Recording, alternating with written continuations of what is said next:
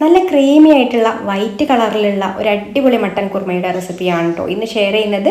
ഇത് റെഡിയാക്കി എടുക്കാൻ വേണ്ടിയിട്ട് കുക്കർ സ്റ്റൗവിൽ വെച്ച് കൊടുത്തിട്ട് വെളിച്ചെണ്ണ ഒഴിച്ചു കൊടുത്ത് ചൂടാവുന്ന സമയത്ത് പട്ട, ഗ്രാമ്പൂ, ഏലക്ക, പെരിഞ്ചീരകം ചേർത്ത് ഒന്നങ്ങ് മൂത്ത് കഴിഞ്ഞാൽ ഇഞ്ചി, വെളുത്തുള്ളി, പച്ചമുളക് ചാച്ചതും കൂടെ ചേർത്ത് കൊടുത്തിട്ട് എണ്ണ തെളിയുന്നത് വരെ നന്നായിട്ട് വഴറ്റിയെടുത്തതിന് ശേഷം സവാളയും പാകത്തിനുള്ള ഉപ്പും ചേർത്തിട്ട് വഴറ്റി കൊടുക്കുക. എന്നിട്ട് ഇതിലേക്ക് കുരുമുളക് പൊടിയും കൂടെ ചേർത്ത് ഒന്ന് വഴറ്റി പിന്നെ കഴുകി വൃത്തിയാക്കി എടുത്തിട്ടുള്ള മട്ടൻ ഇതിലേക്ക് ചേർത്ത് കൊടുത്തിട്ട് വീണ്ടും വഴറ്റി കൊടുത്തതിന് ശേഷം പുളിക്ക് ആവശ്യമായിട്ട് തൈരും ചേർത്ത് മിക്സ് ചെയ്ത് കൊടുക്കുക.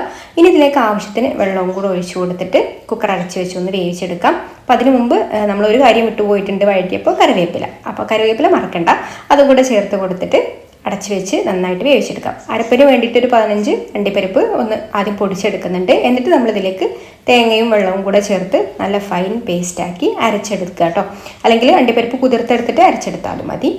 എന്നിട്ട് നമ്മളിത് വെന്ത് വന്നിട്ടുള്ള മട്ടനിലേക്ക് ചേർത്ത് കൊടുക്കാം. വെള്ളം ആവശ്യമാണെന്നുണ്ടെങ്കിൽ വെള്ളം ഒഴിച്ച് മിക്സ് ചെയ്ത് കൊടുത്ത് ഒന്നങ്ങ് തിളച്ച് കഴിഞ്ഞാൽ പിന്നെ ഇതിലേക്ക് മല്ലിയില അരിഞ്ഞതും കൂടെ ചേർത്ത് കൊടുക്കാം. ഇനി ലാസ്റ്റ് ഇതിലേക്ക് നമ്മൾ ഒരു കാര്യം കൂടെ ചേർത്ത് കൊടുക്കുന്നുണ്ട്. നല്ല ക്രീമി ആവാനും നല്ല വൈറ്റ് കളറിലൊക്കെ കിട്ടാൻ വേണ്ടിയിട്ട് കുറച്ച് ഫ്രഷ് ക്രീമും കൂടെ ആഡ് ചെയ്ത് കൊടുക്കാം. ഇതിന് പകരം നിങ്ങൾക്ക് നല്ല കട്ടി തേങ്ങാപ്പാൽ വേണമെന്നുണ്ടെങ്കിൽ ഒഴിച്ചു കൊടുക്കാം കേട്ടോ. അപ്പോൾ അതാണ് നമ്മുടെ അടിപൊളിയായിട്ടുള്ള മട്ടൻ കുറുമ റെഡി ആയിട്ടുണ്ട്. ഇഷ്ടമായിട്ടുണ്ടെങ്കിൽ ലൈക്ക് ചെയ്യാനും കൂടുതൽ റെസിപ്പീസിനായി പേജ് ഫോളോ ചെയ്യാനും മറക്കല്ലേ.